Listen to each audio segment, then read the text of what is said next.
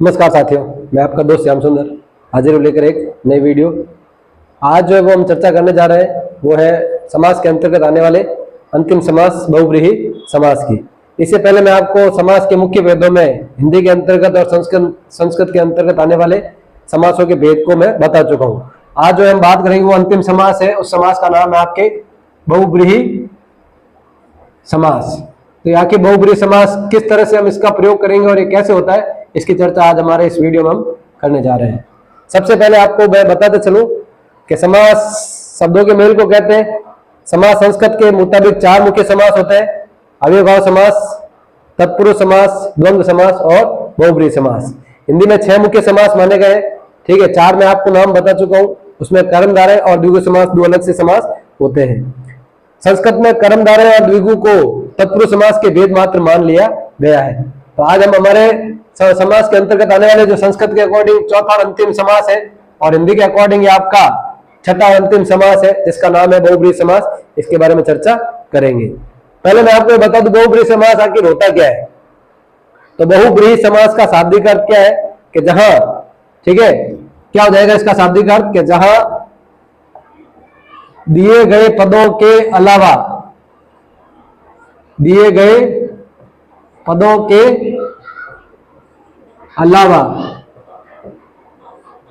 अन्य पद प्रधान होता है, अन्य पद प्रधान होता है, वह बहुव्रीहि समास होता है। सामान्य से इसकी एक परिभाषा है कि जहां दिए गए पदों के अलावा अन्य पद प्रधान होता है वहां आपके बहुव्रीहि समास होता है। सीधे सीधे मैं अगर आपको बताऊं तो इसमें यह हो जाएगा कि बहुव्रीहि पद जो समास है इसमें क्या होगा कि जो पद आपको दे रखा है उस पद का कहीं पर भी इसमें जिक्र नहीं होगा, लेकिन आपको उसके बाद भी इसका अर्थ जो है वो पता चल जाएगा। ये आपके बहुव्रीहि समास होता है। ठीक है, अब ये भी संस्कृत के मुताबिक दोनों तरीके से होता है, वैधिकरण और समानाधिकरण। लेकिन इतना डिटेल में आपको मैं जाऊंगा नहीं, मैं आपको सीधे सीधे बता देता हूं कि भाई बहुव्रीहि समास में किस प्रकार से हम इसका प्रयोग करने जा रहे हैं। जैसे मैंने देखो शब्द लिखा, मैं आपको हिंदी और संस्कृत दोनों के मुताबिक बताते हुए चलाऊंगा जैसे। ठीक है, अब जैसे इसको उदाहरण से हम समझ लेते हैं, अन्य पद कैसे प्रधान होता है इसको हम चर्चा कर लेते हैं। जैसे मैंने एक शब्द लिखा, क्या है वो लिखा मैंने, चक्र पाणी। अब चक्र पाणी शब्द को अगर मैं अलग अलग करता हूं, चक्र यानी चक्र सुदर्शन चक्र जैसे है वैसे ही, और पाणी कहते हैं हम हाथ को। ठीक है, तो इसका जब हम विग्रह करेंगे तो चक्र पाणी का मतलब क्या हो गया कि चक्र जिसके हाथ में है वो, हिंदी में इसका विग्रह क्या हो जाएगा, ठीक है, कि चक्र जिसके हाथ में है वह। तो मैं आपको पहले इसके संस्कृत के मुकाबले बता देता हूं कि भाई चक्रम पाणौ यस्य स, चक्रम पाणौ यस्य स, संस्कृत के मुताबिक इसका विग्रह हो जाएगा चक्रम पाणौ यस्य स। अब इसका हिंदी में क्या विग्रह हो जाएगा, तो हिंदी में हो जाएगा इसका चक्र जिसके हाथ में है वह। अब चक्र जिसके हाथ में है वह कौन है, तो यहां पर कहीं पे भी नाम नहीं है, लेकिन क्योंकि हमको पता है भारतीय सनातन संस्कृति में कि भाई चक्र किसके हाथ में है, तो चक्र हाथ में आपके विष्णु जी के। ठीक है, तो कहीं पर भी इस पूरे वाक्य में, इस पूरे समास विग्रह में कहीं पर भी विष्णु जी का नाम नहीं है, लेकिन उसके बाद भी हमको ये पता है कि चक्र किसके हाथ में है, तो भगवान विष्णु के हाथ में चक्र है, इसलिए चक्रम पाणौ यस्य स, चक्र जिसके हाथ में वह कौन है, तो विष्णु है। ठीक है, तो यहाँ पे देखो दिए गए पदों के अलावा, यानी दिए गए पद में यहाँ चक्रपाणी है, चक्रपाणी का कहीं पर भी जिक्र नहीं हो रहा है, जब क्या हो रहा है अलावा अन्य पद क्या हो रहा है, प्रधान हो रहा है। अन्य पद क्या हो रहा है यहाँ पे, विष्णु। तो जहां दिए गए पदों के अलावा अन्य पद की प्रधानता होती है वहां आपके बहुव्रीहि समास होता है। ठीक है, इसका दूसरे शब्द देखें इसी की तरह, जैसे मैंने कहा सून पाणी, तो इसका भी विग्रह उसी तरह हो जाएगा जैसे मैंने किया है। सूल पाणी का क्या हो जाएगा, तो ये हो जाएगा सूलम पाणौ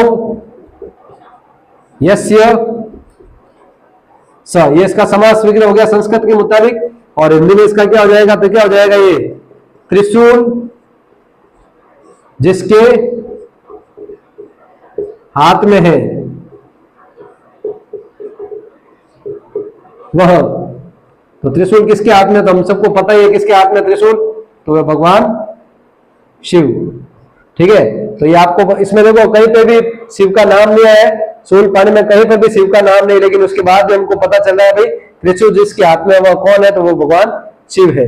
ठीक है। तो इसी तरह देखिए एक लिखा मैंने चंद्रशेखर, चंद्रशेखर, तो चंद्रशेखर में क्या लिख दिया, चंद्र शेखरे यस्य स, जिसका हिंदी में विग्रह हो जाएगा चंद्रमा जिनके शीर्ष पर है वह। ठीक है। तो आपने देखा ही होगा भगवान शिव के मस्तक के पास में ही चंद्रमा हमेशा विराजित होता है। तो ये भी कौन हो जाएगा, तो ये भी हो जाएगा आपके भगवान शिव। कहीं पर भी इसमें दिया हुआ नहीं है। एक आपको मैं बताते चलूं, इस बार इस एक जो शब्द लिख रहा हूं मैं अंतिम, इसमें कई बार बच्चों को कंफ्यूजन हो जाती है। ये देखो मैंने पद लिखा दशानन, अब दशानन अगर मैंने लिखा है पीछे विसर्ग डाल दिया तो ये बहुब्रीहि समास का है, और अगर मैं पीछे म डाल देता हूँ दशाननम हो जाएगा, तो फिर वो 10 सिरों का समूह है ना, वो द्विगु समास के अंतर्गत हो जाएगा। यहाँ पे पीछे विसर्ग डाल देने के कारण ये आपके बहुब्रीहि समास है, और इसका विग्रह क्या हो जाएगा, दशानन कौन है, 10 सिर है जिसके वह कौन है, तो वो आपको पता ही है 10 सिर वाला किसको कहते हैं हम, तो वो होता है आपका रावण। तो इसका विग्रह क्या हो जाएगा, तो इसका भी विग्रह बिल्कुल आसान हो जाएगा, ये हो जाएगा 10 आननानि यस्य स। ठीक है। जिसका हिंदी में विग्रह हो जाएगा 10 सिर है जिसके वह। ठीक है। तो 10 सिर किसके हैं, तो हम सभी को पता है 10 सिर किसके हैं, तो हो जाएंगे आपके शब्द हो जाएगा रावण। और भी बहुत सारे इसके उदाहरण है, जैसे नीलकंठ, अगर पीछे विसर्ग दिया हुआ रहा तो नीलकंठ आपको पता ही है मोर का भी पर्यायवाची होता है और भगवान शिव का भी पर्यायवाची होता है। एक बार फिर से इसको मैं क्लियर करते चलूं आपको कि जहां दिए गए पदों के अलावा अन्य पद प्रदान होता है, यानी जहां हम समास में पद लिख रहे हैं और उसका विग्रह कर रहे हैं, वहां कहीं पर भी जो दिया गया पद है उसका जिक्र नहीं है। ठीक है। उसके अलावा क्या हो रहा है, अन्य पद जो है ना वो इनमें प्रदान हो रहा है। जैसे चक्रपाणी, चक्र किसके हाथ में, तो भगवान विष्णु, कहीं पे भी भगवान विष्णु का जिक्र नहीं है। शूलपाणी, त्रिशूल किसके हाथ में, भगवान शिव के, तो यहाँ कहीं भी शिव का जिक्र नहीं है। चंद्रशेखर, चंद्रशेखर चंद्रमा जिनके शिखर पर या शीर्ष पर है वो कौन है, तो भगवान शिव है। और दशानन यानी 10 सिरों वाला कौन है, तो 10 सिरों वाला आपके रावण है। इनमें कहीं पर भी इनका जिक्र नहीं है। तो सीधा सा है कि जहां दिए गए पदों के अलावा, यानी जो पद दिए गए हैं ना उन पदों के अलावा क्या होगा, अन्य पद क्या होगा, प्रदान होगा।